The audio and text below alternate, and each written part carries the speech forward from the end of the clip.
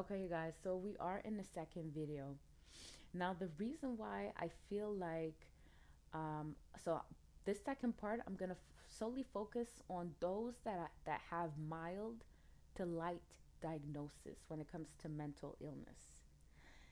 Now, you gotta understand the societies in which the Western societies in which we live is constantly requiring us to juggle many, many things in our minds per day, whether it's energies, situations, circumstances, people, um, our own chatter, our own egos, right? So we are in this constant fight on a daily as to how we need to adjust to certain situations, certain environments, certain energies without ever really taking the time to say, you know what, I'm gonna I'm gonna go on a break or on a mental break. What we've known to, or what we've heard people doing, is having mental breakdowns, not even mental breaks. I feel that, in the society in which we live today, people should have access to mental breaks before it actually turns into make mental breakdowns, right? So when we hear people have gone through mental breakdowns, what does that mean? It means that their mental was filled with such um, there was so much pooling going on in the mental space, in the mental headspace, that it brought that person to their knees, right? They really hit a brick wall because they were no longer able to process memories. They probably had short term memory issues, loss of memories, not recalling their dreams, not being able, getting very foggy, having migraines. All of these are symptoms of your mind getting a form of dissonance, getting disalignment. Okay? So, as you're recognizing these signs, you need to take a break. You need to take a mental break. And that is okay if you do.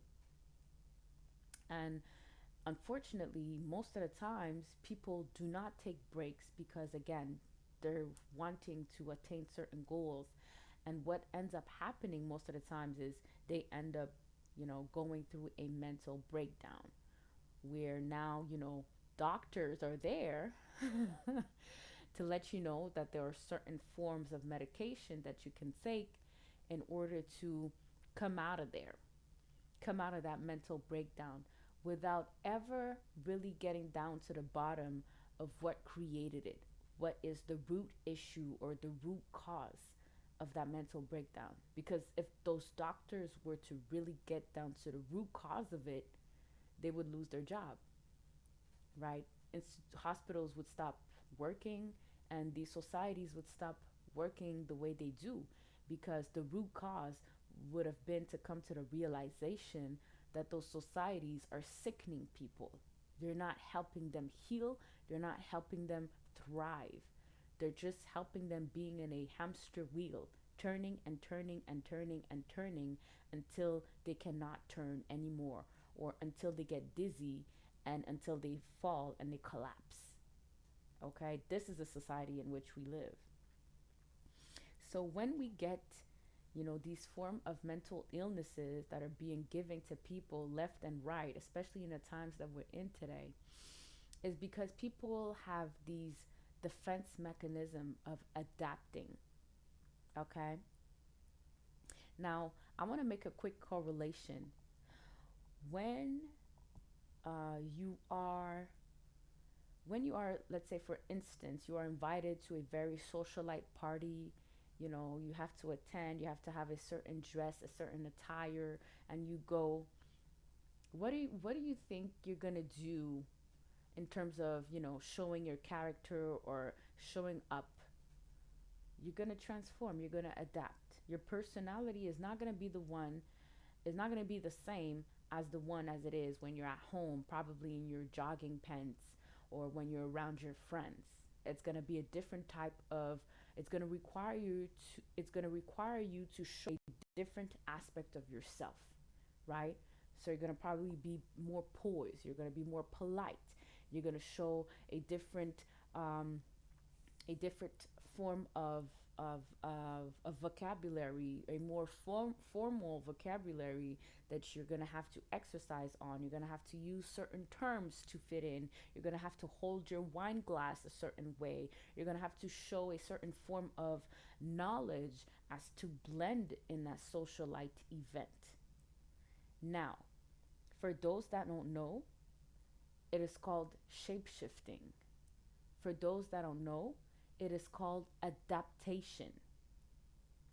It is not a switch of personality, but it will require you to show a part of yourself that is more strict, that is more appealing, that is more classy, that is more formal, that is more polished, right? And you're gonna have to come with that that aspect of yourself. You're gonna show that aspect of yourself. You're gonna have to show up, right? But nobody's gonna label you crazy. Nobody's gonna label you that you've changed your personality to fit in that event, right? You've dressed nice, even if it's not your usual attire, or maybe if it's not the type of attire that you're used to. But you're gonna put on those nice shoes. You're gonna put on a fitted vest. You're gonna put on these beautiful, cufflings and all these things in order to match and to fit in that event. Well, guess what? You've just shape shifted. You've just switched personality, right? And maybe some of the socialites that you're gonna, mingle with at the party, you're probably gonna find certain, interest in probably meeting outside of that social event, right? And when you do meet again with those that you had mingled with, are you gonna present the same person that you presented at the social event? You're probably going to be more laid back. You're probably going to be more casual. You're probably going to come with a nice pair of jeans. Your language is going to be a little different, or your vocabulary is going to be less formal. It's going to be more casual, more laid back, even maybe slang or a form of slang that you're going to present if you're comfortable with that. Or you're going to be a little more reserved, but you're going to still be showing a part of yourself that's more of a socialite. Well, guess what? You still switched personality. You still went on with you still showed a different aspect of yourself that was different from the first event that you went to. Is anybody calling you crazy? Is anybody labeling you something that you're not? Is anybody telling you that you are, or that you have a mental illness, right? Now, my question to you is this: from the person that went to that social event and that was blending well in with these socialites, and then the second event that you went to where it was a little bit more laid back, okay, how long which personality would you be more able to hold in time? Would it be personality number A, where you had to, do a little bit more extra effort, put in a little bit more extra effort in order to fit in? Or, situation B or personality B, where, you're more laid back? Which one are you in reality? The reason why I'm coming up with these forms of situation and context is because it's important to understand that in our daily lives, we are being asked to shape shift, okay? As fast as the wheel is turning, as fast as we are grasping or wanting to hit goals, we are being required to shape shift in order to fit in a certain event, or fit into a certain norm, fit depending on the person or the circumstance that present itself, right? We are constantly being asked to shape ourselves, shape shift ourselves. Now, people would listening to this video are going to say, yeah, but you know what? The norm is, what is the norm? In today's world, what is the norm?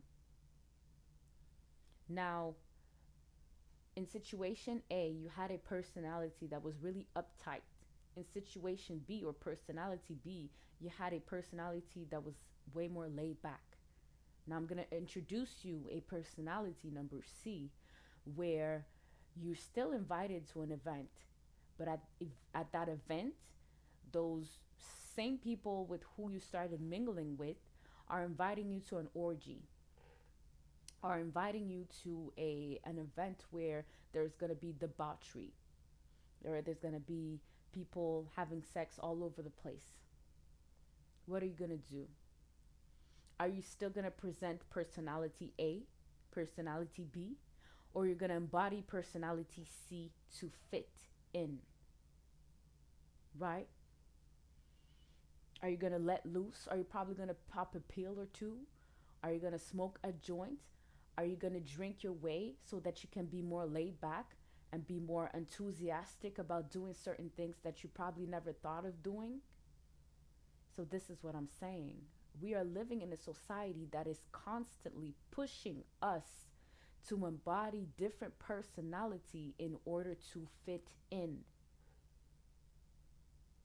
So when you understand that personalities is not right, we want to look at it in the DSM and say, you know, if your personality differ from this and then it changed to this, then it means that you have a mental diagnosis or mental disease or mental illness, right? And maybe I'm hearing people saying, well, you know what? You know, if you can change mood swings in about an hour, or, you know, in a very short lapse of time, maybe that's more representative of what mental illness is, right? And I'm saying to you, is that so? So let's say you're at a 30-minute drive from home. You just got into your car, you finished work, you're tired. You don't want to you don't want to deal with nothing. Okay? You're in your car, you're probably pissed that your boss told you something. You're very moody, right? You're riding in your car, you're actually even raging, right? Because you want to get home, you don't want to be late for dinner, because already with your spouse it's not even, you know, 100, so you got to make up for the lost time. So you're in your car. What do you do right before putting your key into the ignition as you open your front door? You put on a smile. You switch up personality within that 30-minute lapse time. Are we calling you mental illness? Are we calling you mental or crazy or unstable? No. This is you presenting a false version of yourself, or embodying or shape shifting, so that you can blend into presenting a part of you that is happy to see your family, when in reality you're dealing with an emotion that you're shoving deep down within yourself because you don't want to deal with it, right? So when you present that personality to your family, everything is well. Everything seems well. You're smiling. You're happy to see your kids. You kiss your spouse. You know, you have even the softened voice, right? Very amusing. And then what do you do when you get into your room, right? You sigh. Not again. Knowing that for the next 3 hours, you're going to have to embody the personality of the perfect dad or the perfect mom. It is requiring you to shapeshift personality here again. Now, that was just a beautiful presentation of the type of society in which we live on the daily. We are being asked to shove our emotions, not to deal with our emotions, not to deal with our mental, not to deal with all that is going on internally in order to fit external situations, circumstances, energies, and fit in. Oh, daddy came home, mommy came home, she's so happy to see us. Now, I'm going to end it here, and we're going to continue in the next video.